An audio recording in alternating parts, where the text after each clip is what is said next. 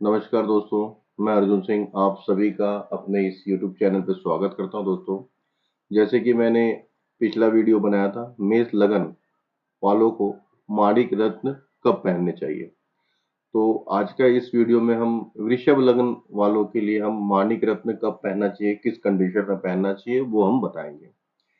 तो वृषभ लग्न वालों के लिए चतुर्थ भाव का स्वामी होता है सूर्य।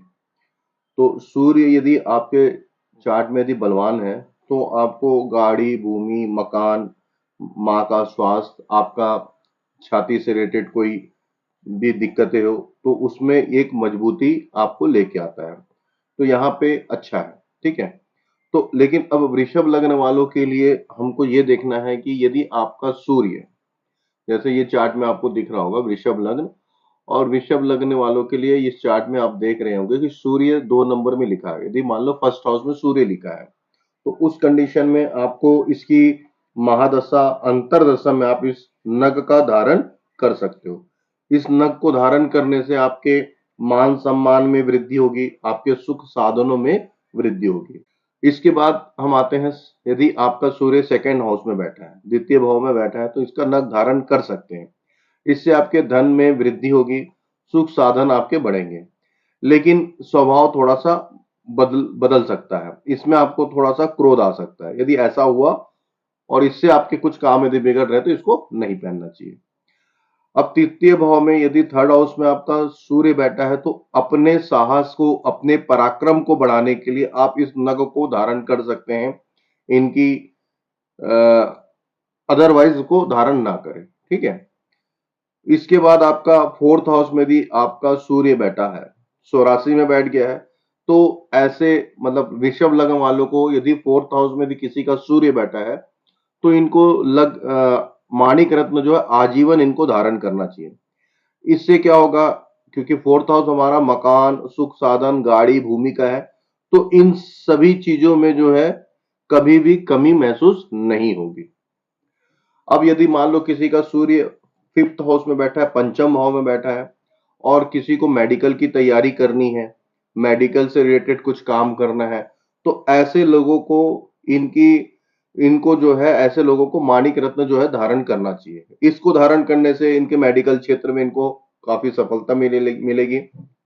कोई कॉम्पिटिटिव एग्जाम दे रही है, नीट की तैयारी कर रहे हैं, कोई मेडिकल से रिलेटेड कोई काम कर रहे हैं, मेडिकल से रिलेटेड कोई एग्जाम की तैयारी कर रहे हैं, तो उनको ये पहनना चाहिए, इससे उनको फायदा होगा। अब छठे भाव में यदि सूर्य किसी का बैठ गया है तो इसका नग यहाँ कभी भी धारण नहीं करना चाहिए, क्योंकि यहाँ छठे भाव में जो है वृषभ लगने के लिए छठा भाव जो है वो तुला राशि हो जाएगा। तो यहाँ पे सूर्य नीच का हो जाता है। यदि सूर्य यहाँ पे नीच का हो गया, सूर्य यहाँ बैठा है, तो माता के स्वास्थ्य में खराबी होगी, ठीक है, उसके लिए उनके लिए अच्छा नहीं होगा। इसलिए यदि सूर्य किसी का इस जगह पे बैठा है तो इनकी दशा अंतरदशा में इनकी शांति कराए, इनकी पूजा करे, ठीक है, ये आपके लिए ज्यादा बेटर रहेगा। बट नग इनका धारण नहीं करना है। अगर यदि सूर्य आपके सेवेंथ हाउस में बैठा है, अब यहाँ पे यदि बैठा है तो भी आपको यहाँ पे सूर्य का नग माणिक रत्न आपको धारण नहीं करना चाहिए, क्योंकि यहाँ पे यदि सूर्य बैठ गया तो सूर्य का व्यवहार क्या है, एक अलगाववादी व्यवहार है, उनको प्रभाव ही अलगाववादी का है।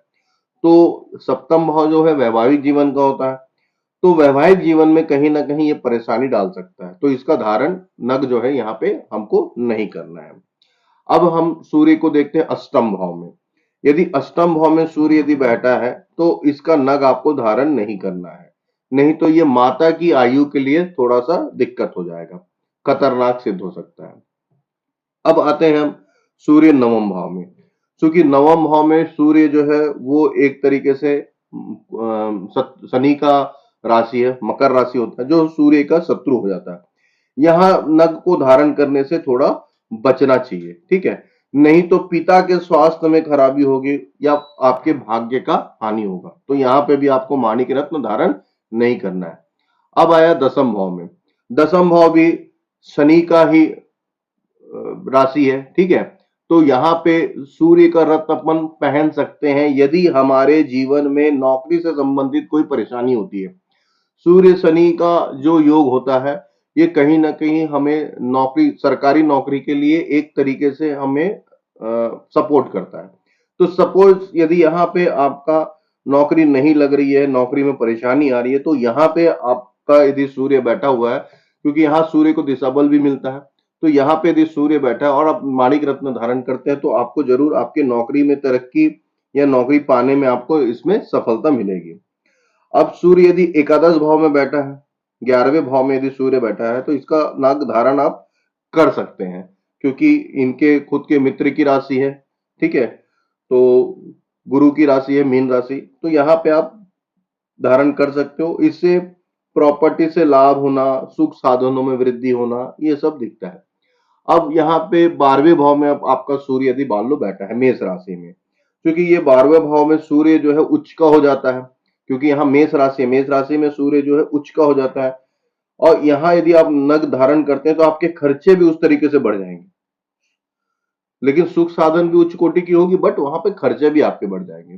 तो इस तरीके से आपको मैंने आज वृषभ लग्न की कुंडली वालों के लिए माणिक रत्न कब पहनना चाहिए, किस कंडीशन में पहनना चाहिए, वो बताया है।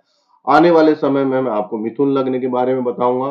तब तक के लिए आप सभी लोगों को नमस्कार, और जाते जाते ये बोलूंगा कि आप लोग मेरे इस लाइक यूट्यूब चैनल को लाइक करिए, सब्सक्राइब करिए और शेयर करना बिल्कुल मत भूलिएगा दोस्तों।